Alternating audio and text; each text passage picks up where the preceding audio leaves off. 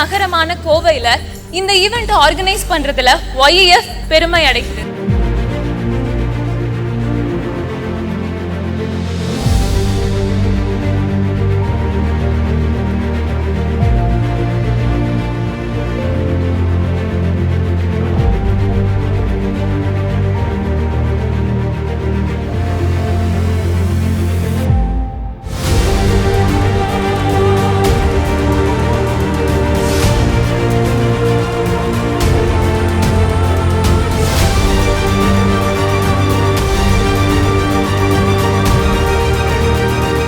கரெக்டான ஒரு கைடன்ஸ் இல்லாமல் நிறைய யங் ஆண்டர்பிரனர்ஸ் கஷ்டப்படுறாங்க. எப்படி ஒரு கேஷ் ஃப்ளோ மேனேஜ் பண்ணணும், எப்படி ஒரு பிஸ்னஸ் நாலேஜ் இருக்கணும், எப்படி ஒரு கார்ப்பரேட்டை வந்து நம்ம டேக் ஓவர் பண்ணுறது அப்படின்றதுல ஒரு சின்ன தயக்கம் இருக்கிறது.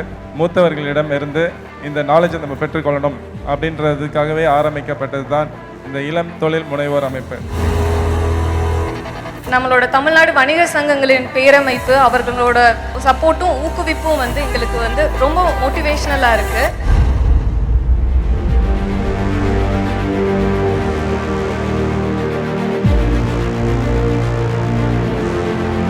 மாண்புமிகு தமிழக முதலமைச்சர் திருக்கரத்தால் தொடங்கப்பட்ட அமைப்புக்கு தலைமை பொறுப்பை ஏற்று அருமை சகோதரர் ஆனந்த் அவர்கள், அதை வழிநடத்தி கொண்டிருக்கின்ற அருமை சகோதரர் அலெக்ஸ் அவர்கள், செயலாளர் பாண்டியன் அவர்கள், பொருளாளர் சோனிகா அவர்கள், அதை சார்ந்த அனைத்து நிர்வாகிகளும் ஒரு இணக்கத்தோடு ஒரு துடிப்போடு செயல்பட்டு இந்த அமைப்பை இந்த இடத்துக்கு அழைத்து சென்றிருக்கிறார்கள். அடுத்த 5 வருஷத்துல நம்ம எல்லாரும் முன்னாடியும் வரலாற்றுல இதுவரைக்கும் இல்லாத அளவுக்கு நம்மளுக்கு ஒரு பெரிய ஆப்பர்ச்சுனிட்டி இருக்கு. பிசினஸ் உடைய ஆகச்சிறந்த பண்பே சகிப்புத்தன்மை மட்டும்தான். யாரும் வந்து ப்ராப்ளம்ஸ்னு சொல்லக்கூடாது, சேலஞ்சஸ் தான். It's one more challenge. Japan போனேன்னா ஒரு ஜெர்மனிலேருந்து வரவங்களுக்கு இங்கிலீஷ் தெரியாது, ஜப்பான்லேருந்து வரவங்களுக்கு இங்கிலீஷ் தெரியாது. ஸோ உனக்கு இங்கிலீஷ் தெரியாதுங்கிறது வந்து ஒரு பெரிய ஒரு குறையாக நினச்சிக்காத. உன்னுடைய திறமை தான் உன்னுடைய பலம்.